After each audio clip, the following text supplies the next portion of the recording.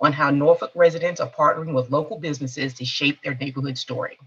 We'll also explore how those collaborations are formed and how they shape communities. Our facilitators today are Nikki Southall, Neighborhood Relations Manager, and Zamari Love, Neighborhood Development Specialist.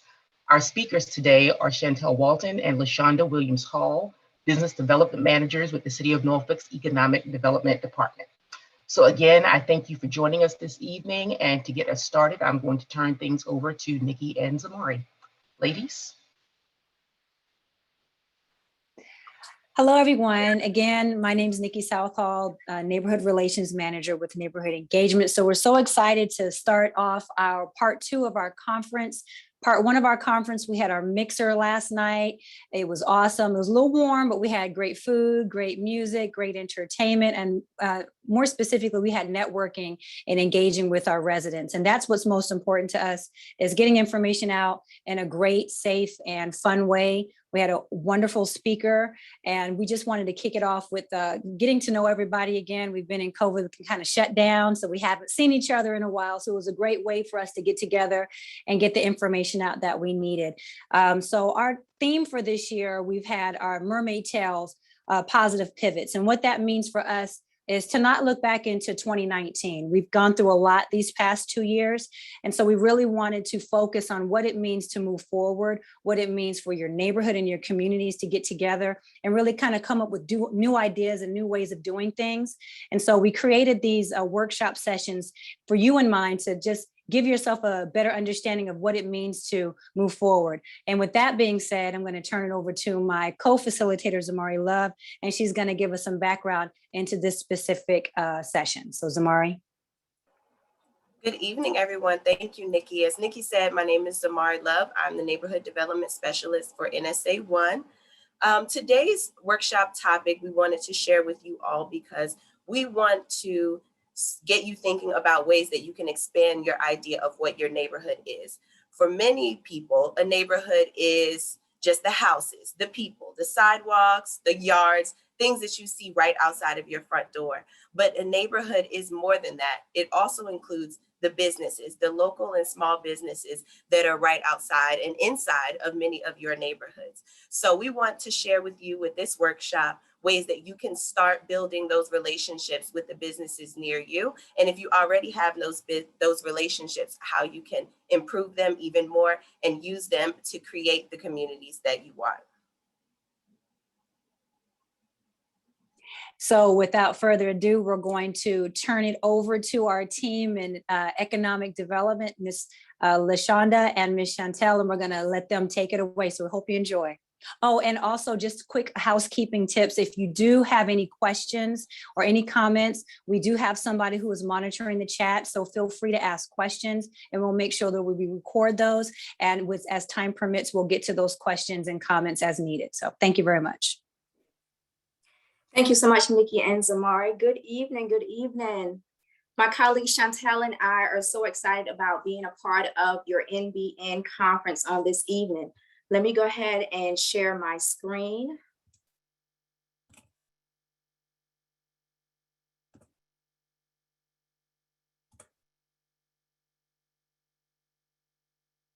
Please let me know when you have visibility. We got it. Looks great. Thank you, thank you, thank you. So again, thank you so much for this opportunity. And before we get started and discussing about Build the Block initiative, we wanted to, and also the ways we can build the block beyond your boundaries. We definitely wanted to provide you with an overview of our small business initiative and why Build the Block was originally created from economic development's perspective. So the Small Business Initiative program and mission and vision statement, it empowers entrepreneurs to successfully steward business ownership and operation. As well as this program will provide an end-to-end business development solution that would equip business owners with a step-by-step toolkit spanning from ideation to revenue generation. Now, as a result of this program, Norfolk businesses are aware of and have access to full suite of services, incentives, talent, and expertise available to support their growth and retention. We're going to focus on 4 pillars for our small business initiative. Entrepreneur Self-Serve, Technical Assistance Clinic, Build the Block, and Capital Access Program. The first objective, that first pillar, Entrepreneur Self-Serve, is to equip business owners with self-paced tools and trainings to launch and build their business. So one of the tactics, of course, is to provide an online self-guided tour. And I'm happy to announce that we just recently launched our step-by-step online small business website. It is available to everyone now. I'm so excited. You may access this website through our economic development's website by going to norfolkdevelopment.com or from the city's homepage at norfolk.gov on business and start. Now, this stand-up one-stop shop small business website, it includes a CRM component as well as a guided tour to manage the pipeline of entrepreneurs' stages of growth in business. The second tactic for Entrepreneur Self-Serve is we're hosting virtual biz cafes on foundational business acumen. Now, we started this year with virtual sessions, but we're going to pivot back to in-person sessions in the fall. Now, we host these biz cafes in several neighborhoods, from Huntersville to Ocean View, Park Place, Compostela Heights area, South Side. And these biz cafes that we host are for you all to have in-person sessions to talk about the resources that you need in getting started with the business. So we're primarily going to focus on doing business with the city process, how to get your license with the city, how to get set up as a vendor with the city of Norfolk, and other areas of business to help you to get started. Also, in tactic 3, we want to connect you with our ecosystem partners. So being that the biz cafes, we're going to focus primarily on doing business with the city process, we're going to continue to work with our ecosystem partners, such as ODU, Women's Business Center, NSU, TCC, Small Business Development Center. We're also going to work with our Virginia Small Supply and Diversity Organization to help with the business planning and other operational support to provide those resources for you as well. And then for tactic 4, we want to facilitate and connect you with those in our planning department to assist with that process of getting your business license and ensuring that you are set up properly with getting your taxes taken care of with the city, and so that you're in good standing as you get started and be successful here in the city of Norfolk. Objective number 2, the Technical Assistance Clinic. Here we want to increase resiliency, capacity, and stabilization of small businesses. And by doing that, 1, we want to have ongoing follow-up and case management of new and existing businesses. We want to also connect businesses with partner organizations to procure services such as accounting, legal, and marketing. Now, currently, the city, through the EDA, Economic Development Authority, we received a grant for $225,000 from the Rockefeller Opportunity Collective to provide technical assistance to at least 80 to 120 Black and Latinx micro business owners. Now, the purpose of this program is to address inadequacies in access to capital for small business owners. Research suggests that Black and Latinx small businesses face greater barriers. So we want to help eliminate those barriers by providing that one-on-one technical assistance. So this technical assistance clinic is set up that we will, up to $1,000, cover the cost of you partnering with a professional service provider in 4 areas: accounting, business consulting, website development and e-commerce, branding, and marketing. Now I'm going to turn it over to my colleague Chantel to talk about the other 2 pillars, Build the Block and Capital Access Program. Thank you, LaShonda. Good evening, everyone. Picking up where LaShonda left off, wanted to share a little bit about Build the Block. Of course, we will get into this in a little bit more detail, but for a high-level overview, this initiative is ideally poised to encourage businesses to build and maintain relationships within their community. And we know that our community is comprised of several facets, as the neighborhood lady suggested earlier today.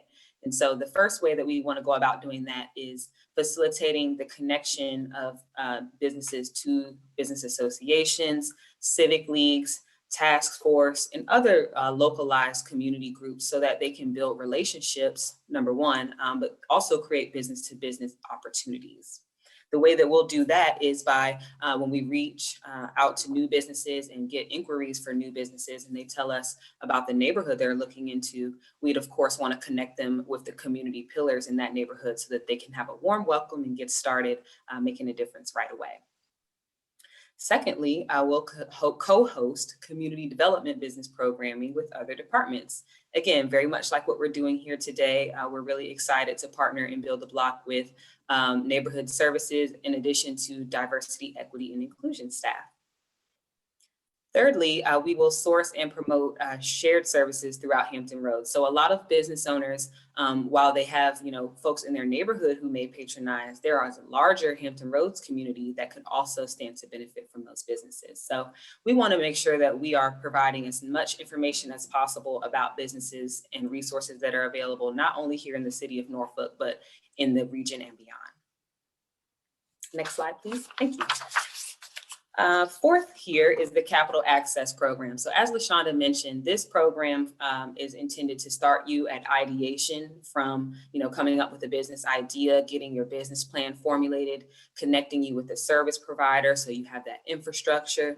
Then we plug you into your neighborhood so that you have community backing. And then finally, we come to the Capital Access Program where we're able to connect you with grant and loan funds to get your business going to the next level.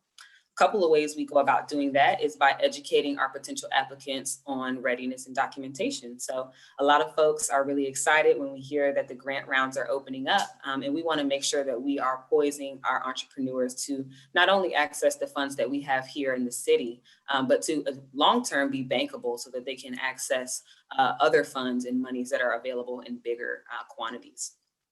Secondly, we know that we need to do some boots on the ground marketing to include flyers, radios, and advertisements because there are a lot of communities that just don't know about the services that we offer. Again, as you could imagine, there was quite a bit of interest in grant funding in 2020 related to the CARES Act and how to recover from COVID. And we learned that there were a lot of businesses in Norfolk that didn't know that economic development had these resources. So again, our attempt here is to just make sure that we're able to bridge that gap between those who need the funds and those who have them.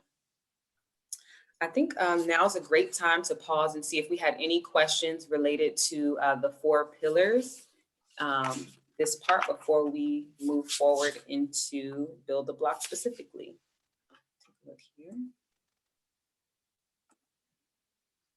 Okay, well, we can circle back to any questions that may come up. For now, I'll keep going. LaShonda, next slide, please. Perfect. So where do we go from here? Build the Block is, again, our interdepartmental collaboration. And what we're trying to do here is connect business owners with not only city resources, but with Norfolk residents and other members of their business community. So some of the primary stakeholders involved in this process are, of course, the city through economic development, DEI, neighborhoods, the Broad Creek community, Councilwoman Mamie Johnson, and the greater city of Norfolk in large. There's a couple steps that we see taking place here for, again, encouraging businesses to get connected in their community. And step 1 is assessing the neighborhood's business needs. So different neighborhoods have different residents, have different desires for what resources and businesses they like to see in their community. So what we're trying to do here is get an understanding of who is looking for what so that we can connect them with the proper resources. And then when we have new businesses coming into the city of Norfolk, we have information as to what direction and which neighborhood we might point them in. Step 2 is to curate a business association toolkit, and we'll speak just a little bit more about that momentarily. And then step 3 is to pilot this initiative in the Broad Creek community. So we're really looking forward to standing up new business associations throughout the city where the resources and demand exists. And we know that Broad Creek has a lot of transformation taking place right now. We're excited to support them in that. Next slide, please. Next slide, please. Thank you. Ooh. I think we skipped. Back 1, please.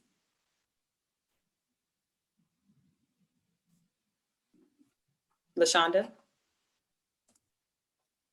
I'm sorry, something's wrong with that. That's okay. I think we're just going, there we go, perfect. Okay. Thank you for your patience. So Business Association FAQ. What is a business association? Why are we talking about this? What does this have to do with building your block? A business association is a group of organizations, most frequently for-profit institutions, that are engaged in supporting other businesses and making sure that those businesses and entrepreneurs have access to the resources they need. These communities often help existing businesses grow, expand their footprint into larger neighborhoods and communities, and really grow and get competitive as we continue to, diversify the types of businesses that we see today. Some of the benefits related to participating in a business association are training, resources, access to funding and grants, of course, and then really just cultivating those relationships. It sounds like there was a great opportunity at yesterday evening's mixer to cultivate some of those relationships. And that's what we're looking to do here as well, is really be able to create some solutions that help people get what they need on the neighbor side as well as the business side. What does it take to create a business association, you may ask? I'll turn it back over to LaShonda to discuss the Business Association Toolkit.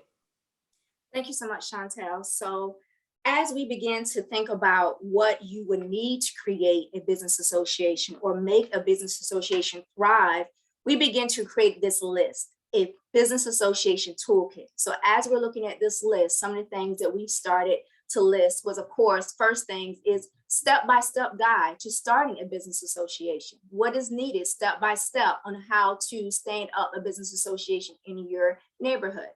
2, Norfolk Business Association contact list. So currently there are a few business associations that are already created. We want to provide you with that information, those resources, that point of contact information for those that are already created, so you can also connect with them as well to get additional information on how they've gotten started. And also this toolkit is not just for those that are just getting started, but also for business associations that are already in the process of moving forward with a business association. They can use this a toolkit to help them to continue to thrive in the city of Norfolk.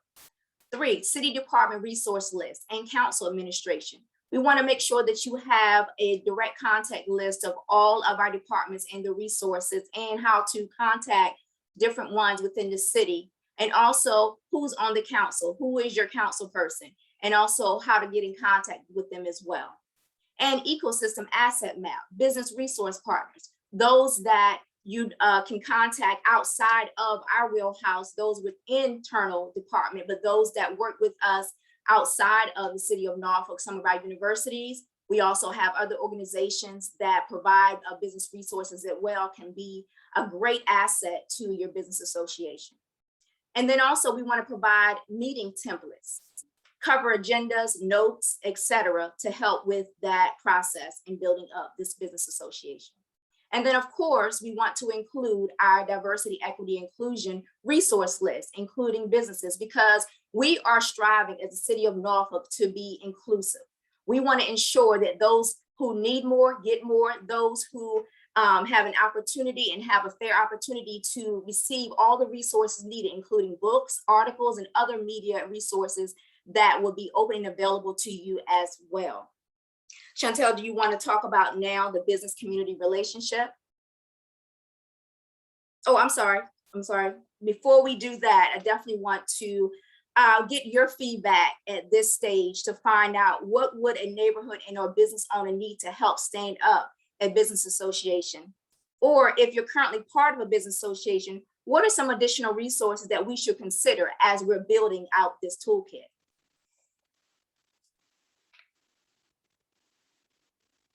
Did anyone have any suggestions at this time?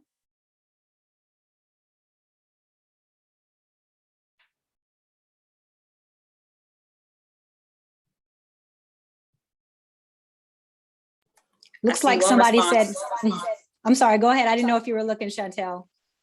Oh, no, thanks, Nikki. I see one response here, LaShonda, that says meeting locations. So perhaps the suggestion is to provide some places that may be able to host these meetings. Absolutely, that is a great point. You know, one of the things that we definitely want to ensure that whenever we host events and such as biz cafes, we don't want to just have these sessions downtown Norfolk. We want to make sure that we spread out into our neighborhoods and provide, you know, these sessions into other neighborhoods. And so for those that don't frequent coming downtown, that you also have an opportunity to attend these business association in other neighborhoods, and also too getting to know those that are in those neighborhoods that maybe you don't frequent on a regular basis. So that is a great opportunity for you to do that. And thank you so much for adding that. We'll definitely add that to the toolkit. Was there any other suggestions?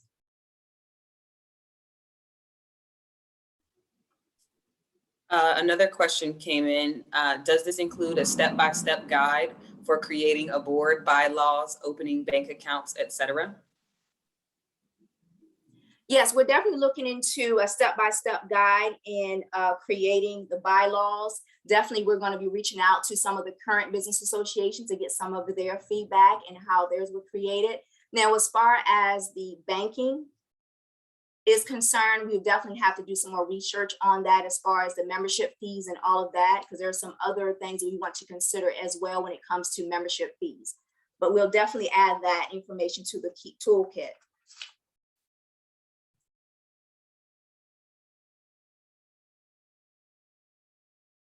Was there any other suggestions?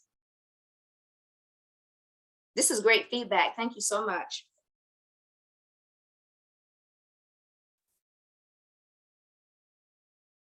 Another question, information about the local civic leagues would be helpful. Speaking of which, the NDS for our neighborhood and civic league is different than the NDS for the business association for our neighborhood. Why the disconnect? Shouldn't they be the same to help facilitate collaboration and communication? I'm not familiar with the acronym NDS. Perhaps neighborhoods can speak to Yes, please. If someone from neighborhood So- can chime in on that. Yes, I can. Okay, so what NDS is Neighborhood Development Specialists. And if those who are familiar with what we do in our division, each neighborhood development specialist has a neighborhood service area. And so that map shows us where our specific neighborhoods that we service. So she's correct. Some of the, hope you don't hear the thunder in the background. Some of the neighborhood service areas have a specialist that does not cover the totality of the business area. And that's because those are done organically. We don't regulate business associations and their boundaries. The only thing that we do within our division is operate within the neighborhood service areas that are identified for us for our jobs every day. And so what we try to do is stay within that specific area, although we all do collaborate and partner outside of those boundaries. But just like we don't regulate civic leagues and how small or big they are, we don't regulate business associations and their boundaries either. So a business association can expand past the area that we serve. However, if you reach out to any of us, we all communicate and collaborate with each other. So it's not a problem for us to share information to another resident or to another business owner if they want to find out information, specifically the president of a civic league, maybe when they're meeting, things of that nature. So it's always good to just connect with us. And business associations are in the purview of economic development, but we do work with them pretty specifically when it comes to neighborhoods. So again, if there's anything that you ever need from us, just reach out to us. And I hope that answered your question. Thanks, Nikki, for jumping in on that. I did have just one additional comment to add to what you just said. It sounds like, the theme of tonight's event, building beyond your boundaries, kind of applies to this question, right? So while the neighborhood boundary may, have a dotted line at this particular street, our intention here is to empower you all to connect beyond those hard and fast lines and create a larger ecosystem within your communities.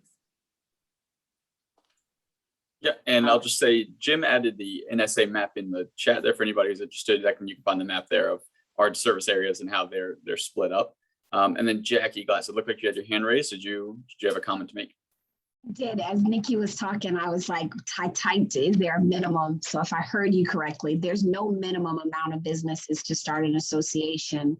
And for clarity too, if like say a community like ours, we don't have very many businesses like right in our area, that there may be space to expand with neighboring communities to build out.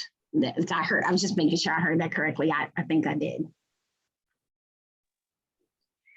Yes, and actually, that's going to be something that we're going to touch on a little bit later going forward. That's a great idea because it's been done, and we'll talk about that. So, but yes, we don't limit the amount of the neighborhood engagement. We do not limit the amount of businesses that encompass a business association. Chantel and LaShonda might be able to speak to how many folks they might think, how many businesses might encompass a business association. I'm not clear on those numbers, but if they could speak to that, they might be able to share some insight on that. Sure. I think it really depends on what the goals of this particular business association are. And I think we talked on this a little bit when in the step-by-step here. We want to include some questions to consider, right? Why would you want to start a business association? Are you planning to collect memberships? Do you want to host community events? What types of businesses are going to benefit most from that? And so oftentimes we'll see a business association show up where there's a commercial corridor, right? Where there may be a few businesses right there kind of in a row. But we want to encourage people to partner again beyond those boundaries. And if there's a collaboration opportunity that we, create the opportunities for those things to move forward. LaShonda, did you have anything else to add on that? No, thank you. That was great. And thank you so much, Jackie, for bringing that to our attention as well. That's something we will continue to look into as well and to add that information to the toolkit. Were there any other questions or thoughts, feedback on that piece before we move forward? Yeah, Chantel, looks like we got one more comment and one more question there before we head on to the next bit. So one posted, BB&T SunTrust, now Truist, has programs to help businesses by neighborhoods. So that's a helpful resource for anybody. And then there was a question for you guys. Can churches within the neighborhood participate in business associations? Sure. I think, again, that will fall on the goals and intention of that particular association. Yeah. More often than not, business association is reserved for for-profit entities. But I imagine the same way that a church, a neighborhood church might be a part of a civic league or task force, there's still opportunities to partner, even if it's not for the purposes of making money. So I definitely still would encourage those folks to get plugged in as well.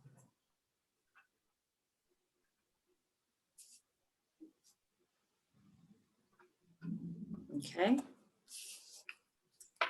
you all for that great feedback. I think, LaShonda, we can go on to the next slide. Sure. So I think we got the juices flowing just a bit here as it pertains to these relationships. And we're thinking about it from 3 different angles, right? There's the business to business opportunity, the business to resident opportunity, and then the resident to business opportunity. So as far as businesses, how can neighborhood businesses partner? And we wanted to give you a couple of examples of how we've seen that done. There are a lot of places that feature other businesses or artists, local artists, for example, in their spaces. Or perhaps they have a community board, something like a bulletin board in their space that allows other businesses to create, a lead generation pool. And those things often depending upon the industries of what those 2 businesses are involved in, there are oftentimes synergies where it works in everyone's best interest to maintain that transparency. Business to resident, what can businesses do to better engage their neighborhood residents? So if you do have a business that is located in a neighborhood, what can you do to get more patrons? How can you have the folks who live, right in your backyard come by and patronize your business more?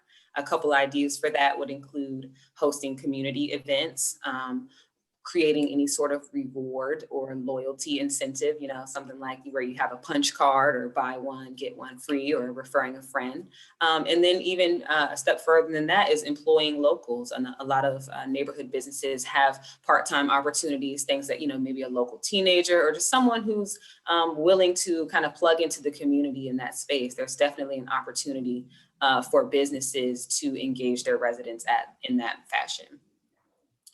Thirdly, residents to business. So how can a resident support a neighborhood business? Of course, shopping locally, sharing and tagging on social media is a really popular way of supporting businesses, and then referring others. We know that word of mouth is a very popular way of getting traction in a business, and more often than not, people are referring others for things that don't benefit their immediate neighborhood anyway. So as opposed to, perhaps buying your mulch from Lowe's, for example, perhaps there's a neighborhood garden or nursery or someplace that you can actually, build a relationship with someone and really get plugged into the community that way.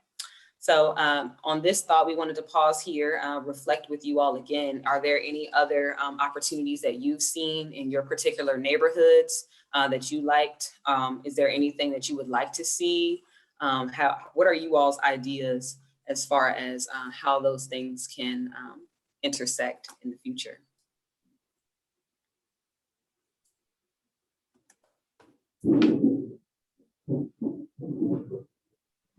I think I did see another question come through, and I think this might be related to the last topic. Is there a difference between civic leagues and business associations?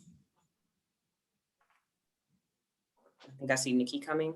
Yeah, so I'll speak to that, and then you can piggyback off of your expertise from the business side. But yes, there is a difference between civic leagues and business associations. Civic leagues typically are put together for the benefit of the residents of the neighborhoods. They put together, most civic leagues that operate, they do have bylaws, they do have executive board members, and they're there together to be able to speak to the needs of the community. A lot of civic leagues work directly with either a council or city staff to implement some projects that they're doing. And it's just also to create that cohesiveness when it comes to a sense of pride and community in their respective neighborhoods.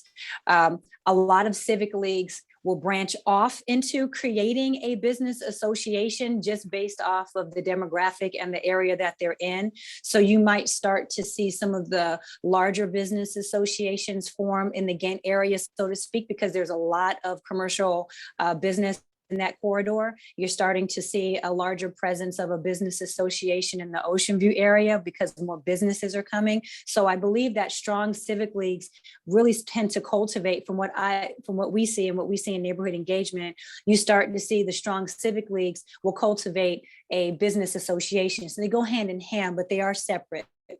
Business associations do a lot to what Chantel speaks to, creating that partnership, creating the revenue for that corridor, and also implementing projects and activities that speak to the corridor itself.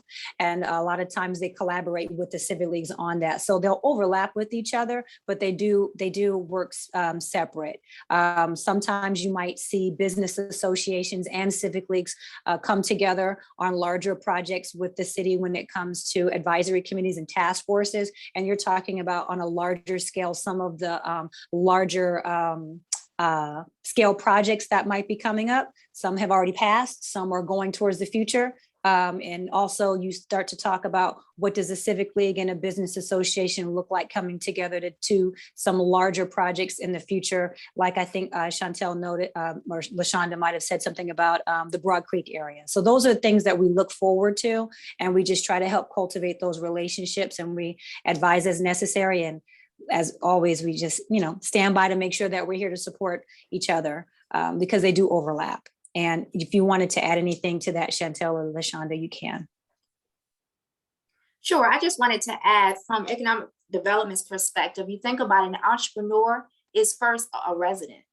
And so you think about that person that lived in that community, that they definitely, if they're in that neighborhood, they want to engage in their civic league. But while they're engaging in the civic league, maybe they're thinking, how can I engage in my community? How can I give back? So as they're talking about starting a business, they also are looking at the fact that if I start a grocery store or a small local convenience store, that's my way of giving back.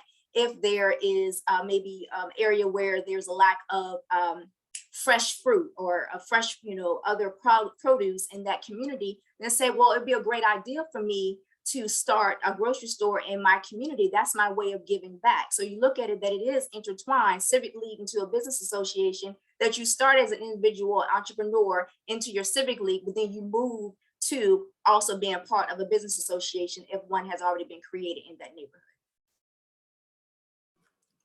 Excellent points. And I also made a note as we were chatting about that, that a lot of times one benefit of having a business association is that you can, again, create those partnerships. So for example, there may be a crawl or some sort of coupon where you can say, okay, on this Saturday, right, we're going to have from these hours to these hours, we're going to do a community tour around these businesses and everyone will get a coupon or what have you, right? Whatever it takes to increase the exposure or ultimately, you know, advance the goals of that particular business association. The focus there, again, is on creating growth and sustainability for the businesses as opposed to the residents, but knowing that those are hand in hand. Excellent question.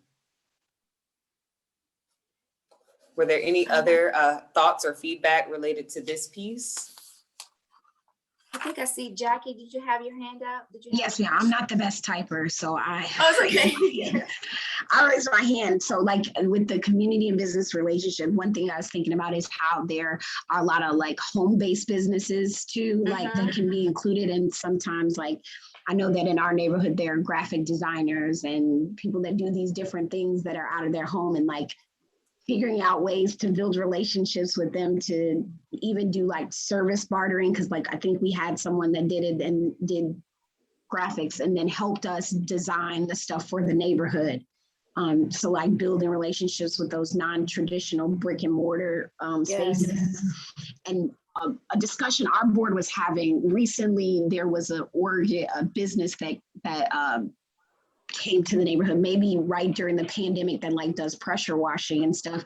And like, was like, well, maybe we could go to them and see if we could get 7 houses done in the community and, you know, build a sort of rapport with them since they're right in our backyard, and also be of service to some of our elders that need their houses pressurized, just to be honest. Like, then how do we make it cost effective?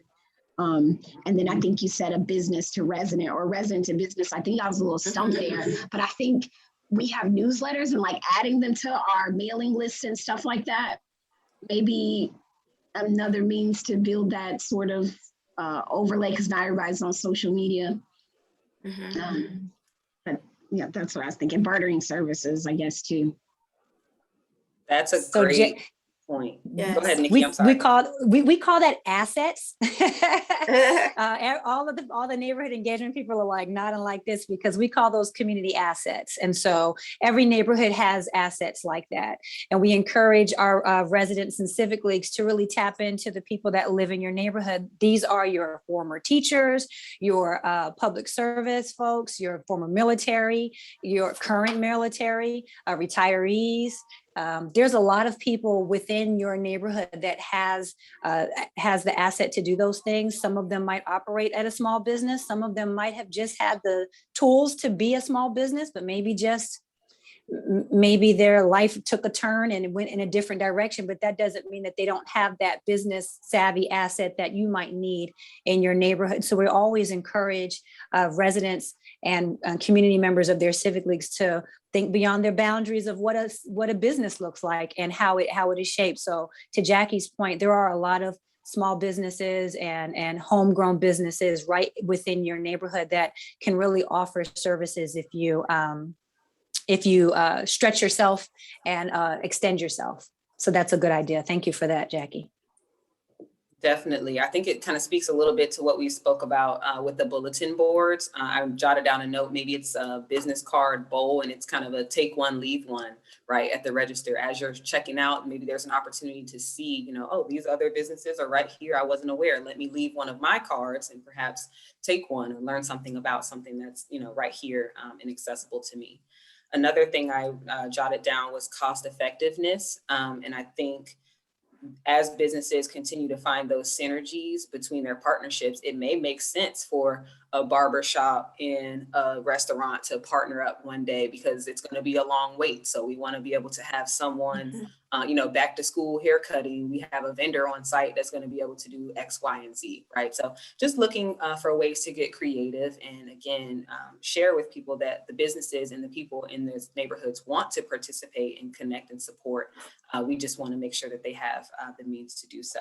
And then lastly, this piece on service bartering, I think that's an exceptional point. A lot of times it's not a cash or credit exchange, right? But there's an opportunity where this graphic designer who's a home-based business, can be sharing their work in places that will get them more clients, but also allows the people that they're creating that service for to get the visibility they need as well. So thanks so much for those great points. Yes, thank you so much. If there weren't any more, I'm going to kick it back to you, LaShonda.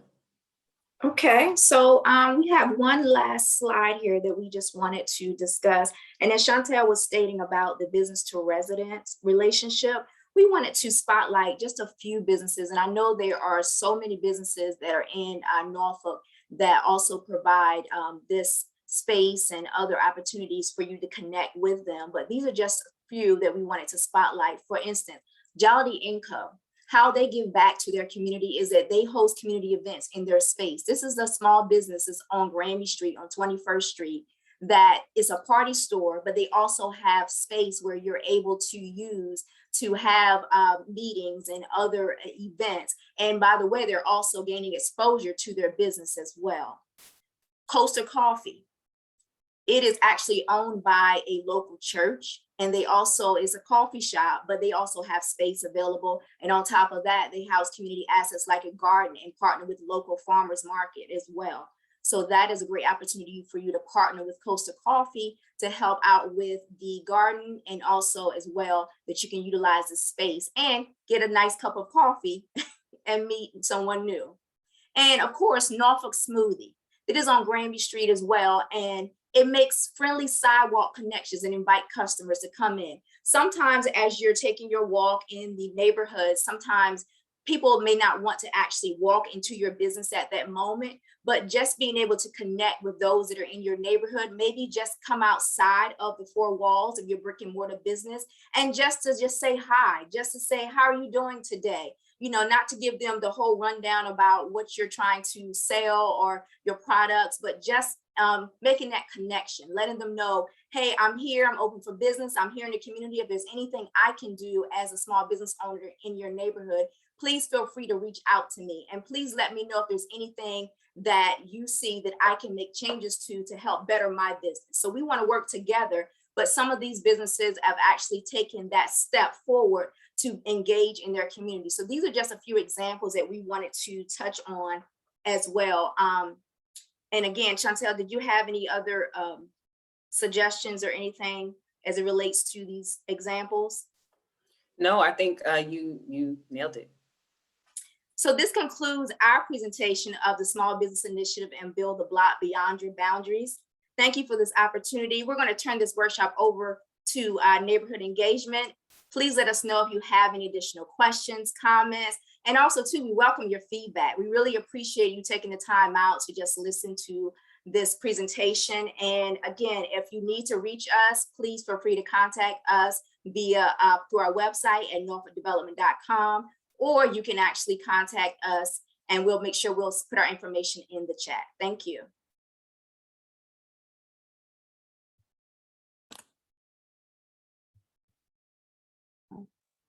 Okay, so thank you so much, LaShawn and Chantel. That was awesome. We actually started rolling this out when people were coming into the meeting. So we're gonna roll it out to get to the beginning. They're gonna fix it. So while we're getting that fixed, what we're doing for our side of our presentation is to really show you guys real life examples, because we live it every day. We work in the neighborhoods, we work in the areas that we serve. So we see it. We are excited every time we see businesses collaborating. We see businesses coming together to help support civic leagues and communities when new businesses come up.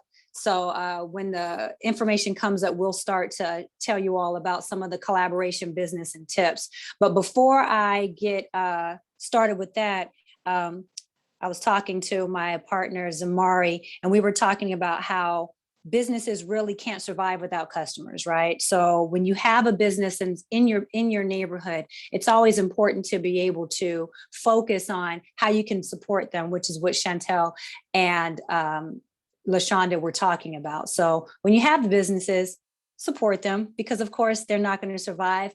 We can't get a Starbucks all the time, but we can definitely get a Coaster coffee, right? So we want to make sure that those businesses stay within our community. So this is our first slide we're going to show you. It's our community and business collaboration tips. So we came up with six quick ones, and we have some examples for each one. So Zamara and I are going to tag team and talk about some of those.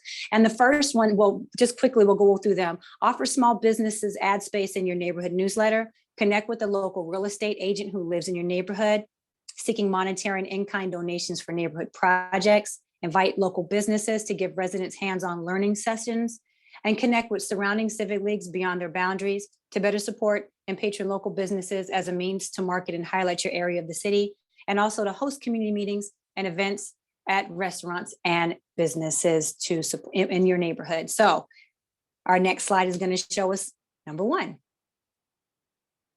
Offering small business ad space in your neighborhood and newsletter. Who doesn't love a good newsletter? I collect them every time I go to a civic league.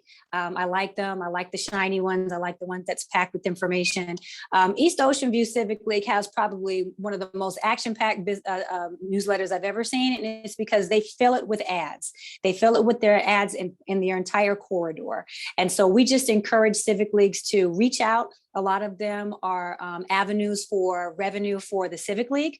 Obviously, civic leagues, a lot of them operate on a shoestring budget. Shout out to those who make it work every month.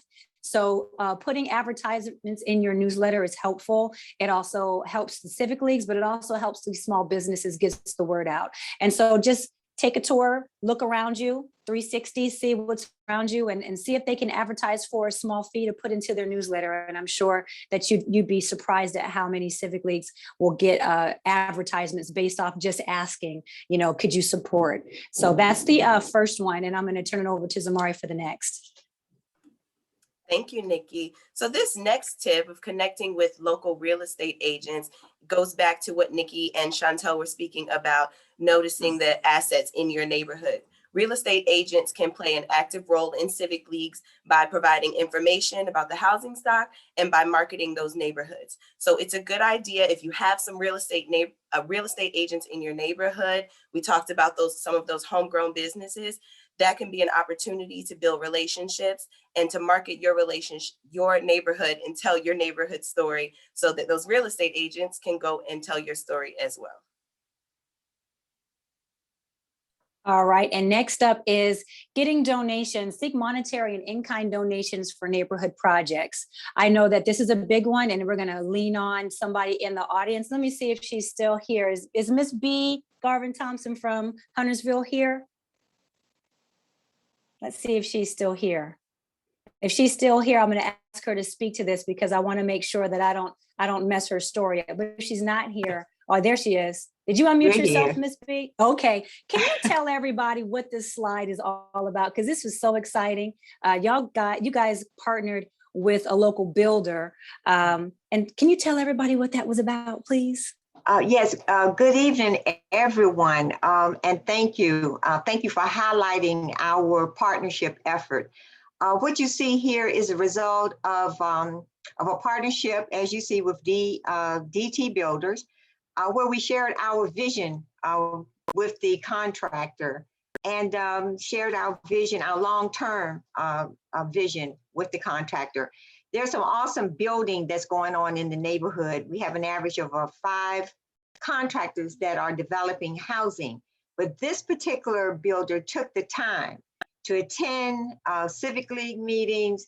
He made it a point to read our strategic plan, to become a part of the Civic League. And so at the end of the day, after he got his first project up, he then found it, in his heart to donate $10,000 to the Civic League. And I just was blown away. I'm used to maybe $50, you know, $100. But when he says, oh no, it's $10,000. And so what we wanted to do with it, we're starting a second level of an organizational level in our neighborhood, which we are putting together a nonprofit. So we're looking forward to having two strong entities in the community, the Civic League, as well as a community-based organization. Now, we're not going to focus on brick and mortar type projects. What we want to do is to use this $10,000 as seed money or leveraging money, and to use it toward people building initiatives. So that is going to, so he was sort of like instrumental in helping us to kick that campaign and that initiative off. So anyway, I also have to salute other partners, which would be the city, WPA architectural firm, also the planning department, those that are involved in zoning and codes and what have you, that work with us on putting this particular prototype together. So we actually, as a Civic League, with the help of those that I just mentioned and others, the community got together and we put our own housing plan book. And so any contractor that comes into the neighborhood, if they select one of the prototypes, one of the designs, then there's some personal amenities that go along to it. So he, along with 4 other contractors, have taken advantage of that. And now we have over 27 new stick-built constructed units in the community that have been sold. So anyway, and this one, as you see, we try to preserve the architectural character of our housing stock, and that's reflected in this new stick-built construction, because if you would put it beside an existing house, it almost looks as though it's a rehab. But it's just full of all kind of pops and bells and whistles once you go on the inside. And we're very proud of it, and we're very proud of DT Builders, and we're very proud of our community. And as you see, we're all gathered there accepting the donation. So thank you, Nikki. You're Thank welcome. you for highlighting us. You're welcome. Thank you so much for all the work that you do. And this kind of also speaks to, and congratulations on this. This is a wonderful thing that you all are doing in Huntersville. And for those who might frequent the Church Street area, you know, you also have a couple of businesses that are really right there in the Huntersville area where everybody loves to talk about, which is Sweet Jams. Yes. They do great things with their neighborhood and the Huntersville area, kicking off that business corridor. And then also People's Pharmacy, which a lot of people are really happy that pharmacy is in the neighborhood. So, you know, having those partners and having that kind of relationship is more than just, in some neighborhoods, literally is more than just there's a store in our neighborhood. It really is that partnership. So, and we see that in Huntersville. So very good. Can I just highlight 2 more things?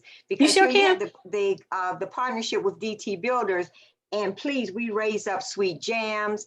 We have done a lot of joint ventures with them, and we make sure, and even Pat Manley, the owner of the restaurant, she ensures that each and every year she gives back to the community, and we support her in each and every way that we possibly can.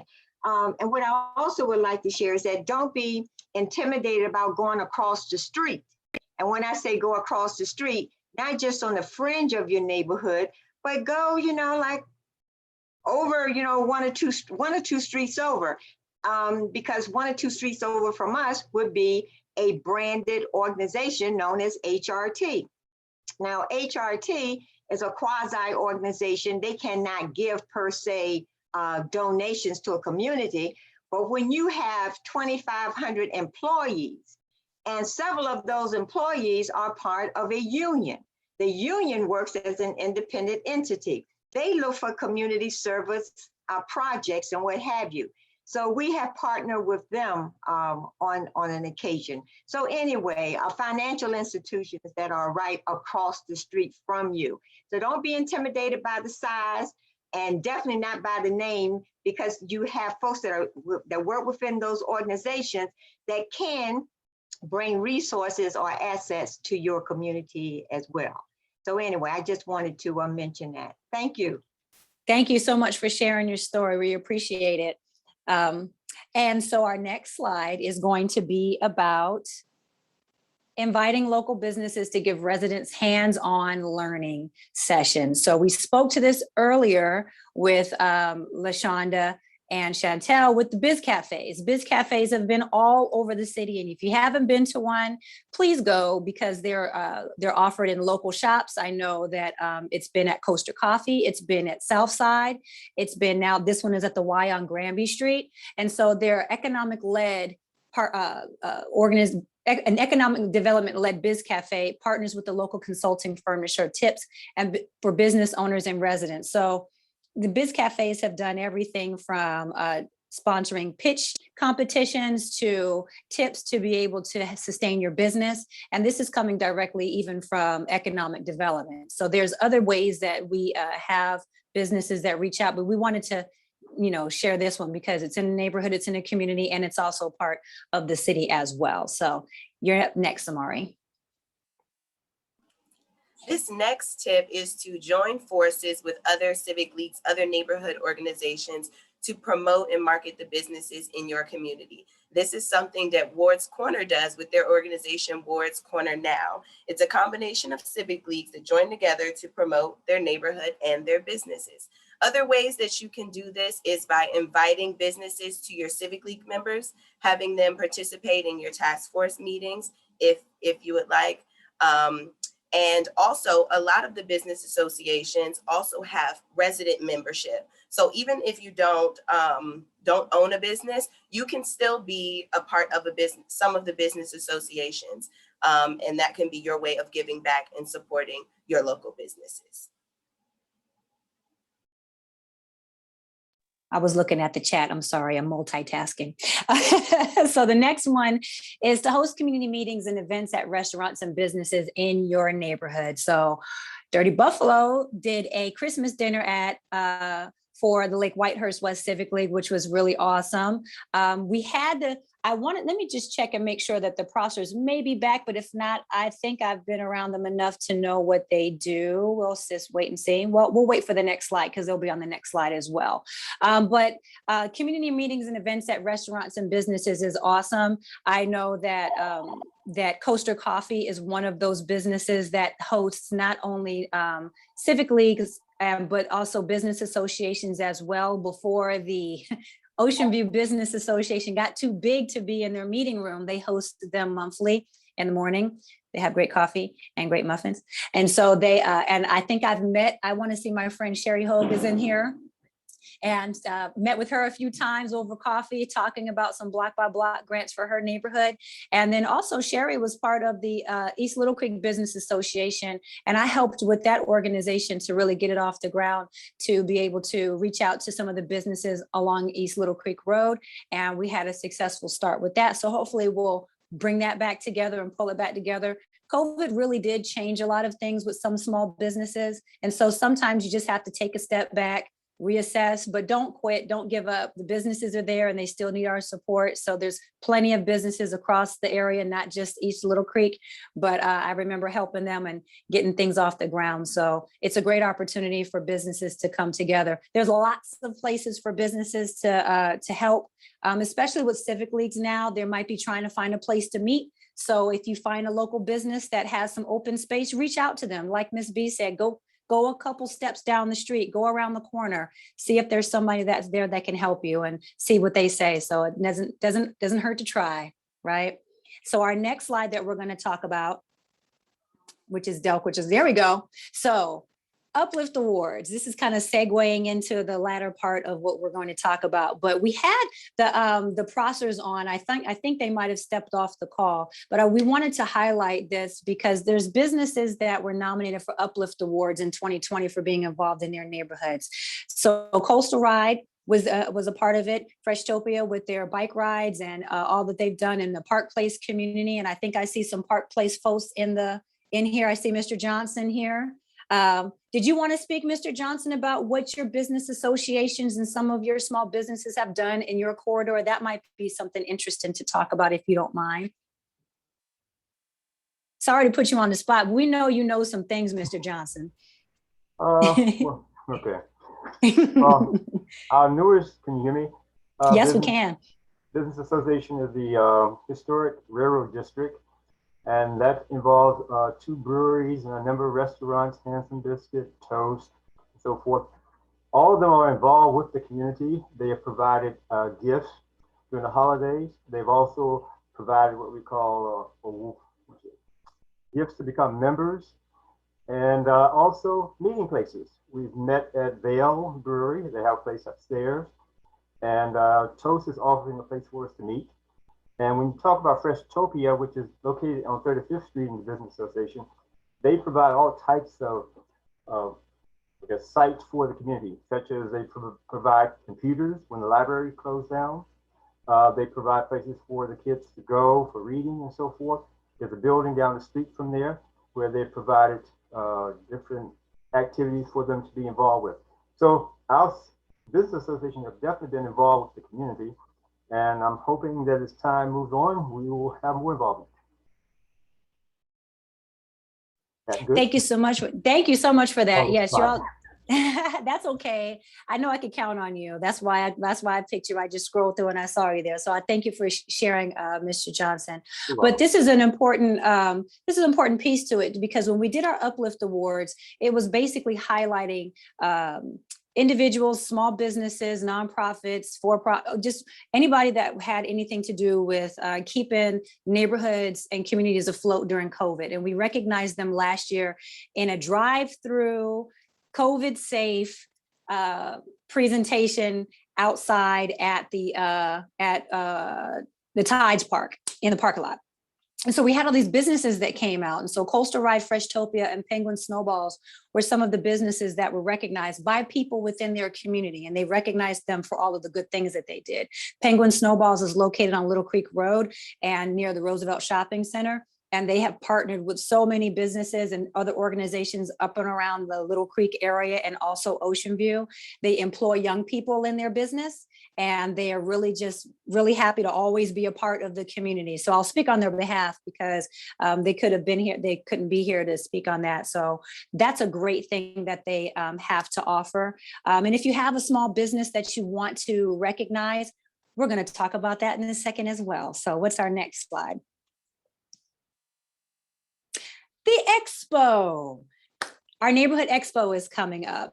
Our Neighborhood Expo is going to be about everything communities and neighborhoods. And so with that being said, it's going to be September 11th, 11 a.m. to 3 p.m. Please come out. It's a free event. It's for the communities. We're going to be asking Civic Leagues to be exhibitors again this year. We're going to be asking folks to set up. It's going to be outside. It's going to be great. We're going to have raffles of music and entertainment. You know, we always try to treat our neighbors the best we can. So the expo is going to be coming. And with the expo is also going to be the Uplift Awards. So can you share us the next slide, please? Well, that's our picks from the expo. Oh, we can talk about this. This was a really awesome thing. These pictures that you see in the corners are the presentations for some of the civic leagues that came to present. So a lot of times we have our civic leagues, and when they want to show off, they show all of the wonderful things that they've been doing throughout the year. So it's become kind of a badge of honor, I guess we could say, for the civic leagues to come and showcase all of the great things that they've been doing. We've held the expo at the Military Circle Mall for the past few years. Last year, not last year because it was canceled because of COVID. So we're bringing it back in 2021. But for 2019, we have the Won't You Be My Neighbor theme. That's when we all love to dress up in our red sweaters. And so we had our Good Neighbor Wall pledge to talk about what we would be doing in our community and neighbors with our neighbors. So our expo, like I said, was canceled last year, but we're going to make it bigger and better again for 2019. And what's our next slide? So our Community Uplift Awards. Our Community Uplift Awards really do showcase small businesses, individuals, civic leagues, nonprofits, anybody that's made a difference in your neighborhood is going to be somebody that you want to consider for a Community Uplift Awards. As you can see, we had 3 examples from small businesses just now that made a difference.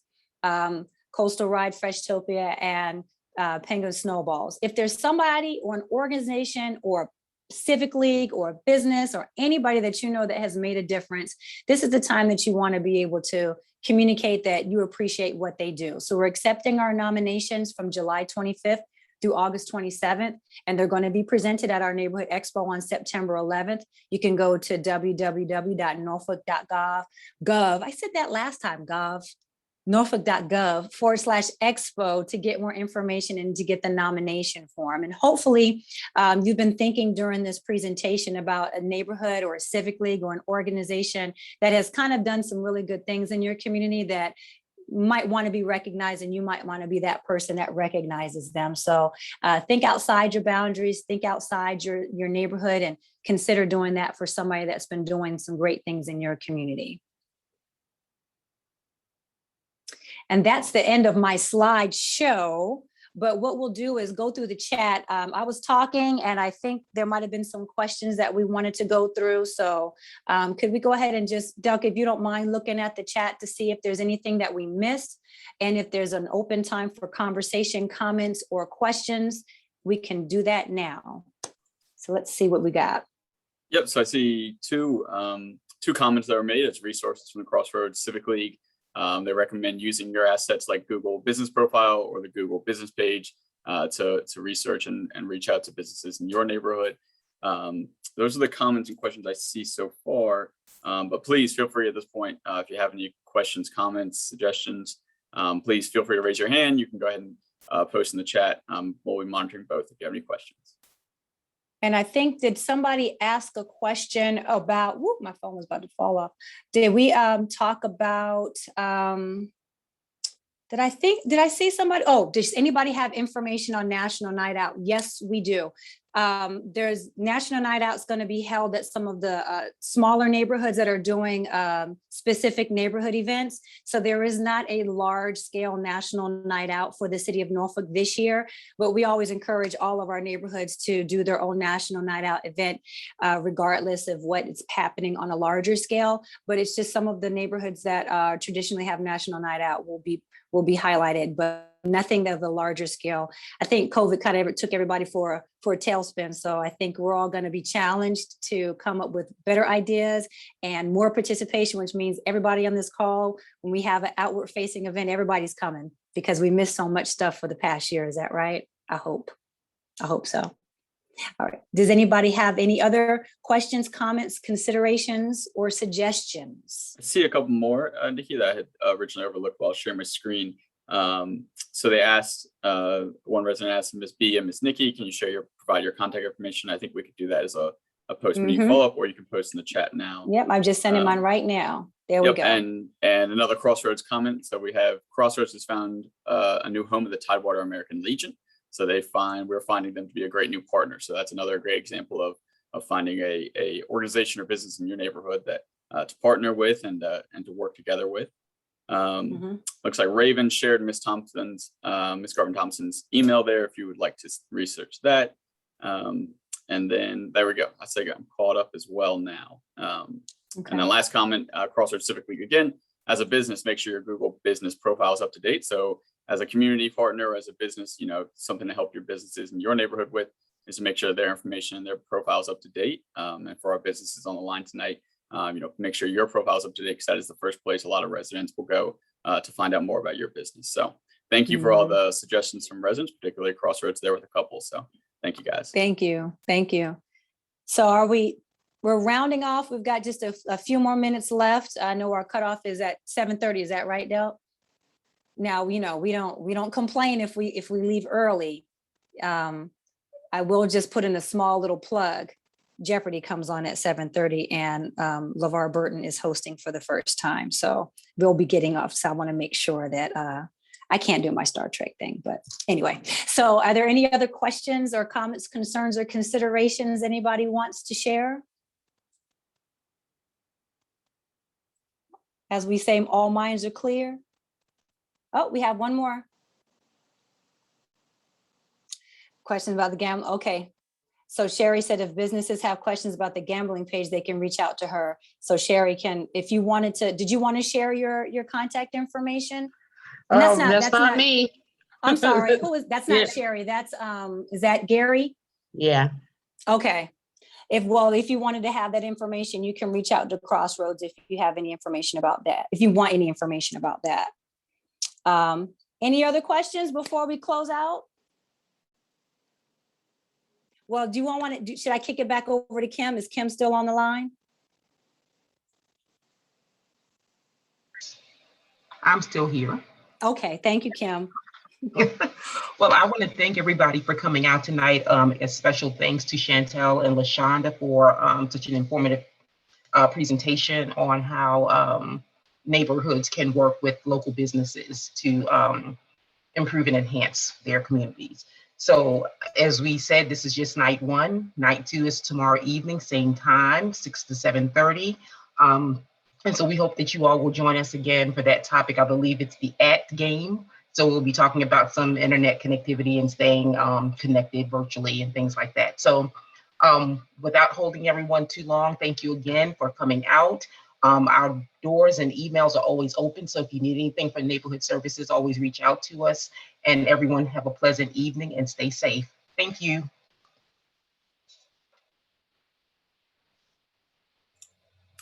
Thanks, everybody. Have a good night.